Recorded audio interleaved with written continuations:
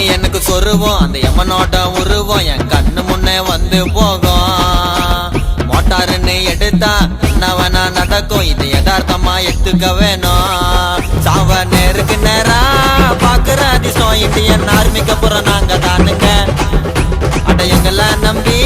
வர நீங்களும் எங்க குடும்பத்துல ஒருத்தர் தானுங்க